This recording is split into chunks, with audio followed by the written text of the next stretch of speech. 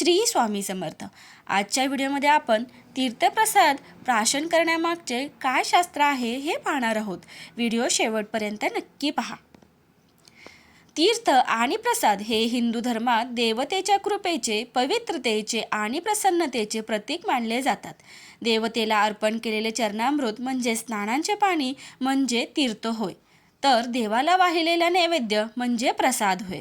हे ग्रहण केल्याने मनाला शांतता, चैतन्य आणि सात्विकता प्राप्त होते। प्रसादाचे विशेष प्रकार। पंचामृत तीर्थाचा एक प्रकार जो पावित्र्य दर्शवतो। तीर्थखंड मंदिरातील देवतेच्या दर्शनानंतर मिळणारा प्रसाद आणि महाप्रसाद सामूहिक भोजनात दिला जाणारा पवित्र असा प्रसाद। पुढे आपण तीर्थप्रसाद प्राशन करण्याबाबतचे शास्त्र काय आहे ते पाहणार आहोत। 1.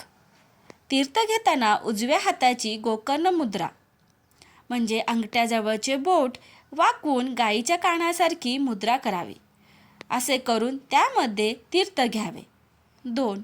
देवाचे तीर्थ अग्नितीर्थ तळहाताच्या खोलगट भागात घेऊन ते आत्मतीर्थाने आवाज न करता प्राशन करावे। 3. तीर्थ म्हणून घेतले जाणारे उदक किंवा पंचामृत अत्यल्पच म्हणजेच उडीद डाळीचे डाळी एवढेच असावे, कारण तीर्थाचे रूपांतर लायेत व्हावे, मलामध्ये होऊ नये असा शास्त्र संकेत आहे। 4. सामान्यतः देवपूजा केल्यानंतर 2दा व उपवासदिकामुळे अन्नग्रहण होणार नसेल तर 3दा तीर्थ घ्यावे। 5. मंदिरात गेल्यावर एकदाच तीर्थ घ्यावे। 6.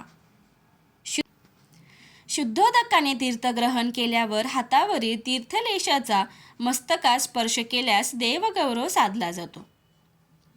7.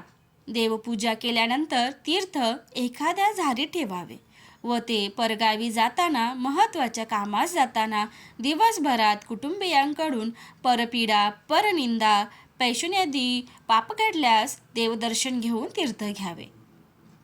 8. काही ग्रंथातून तीर्थ हे पात्रातून घ्यावे असे लिहिले आहे। 9. तीर्थ घेताना उजव्या हातात तीर्थ व डाव्या हातात तीर्थ भरलेले पात्र असू नये, त्याने तीर्थ भरलेले पात्र उशिष्ट होते।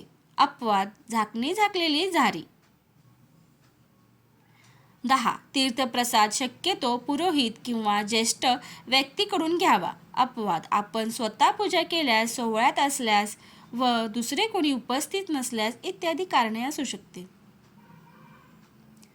11. तीर्थप्रसाद खाली बसून घ्यावा। 12. आपण बसलेल्या आसनावर पूजा करताना बसून तीर्थप्रसाद ग्रहण करू नये।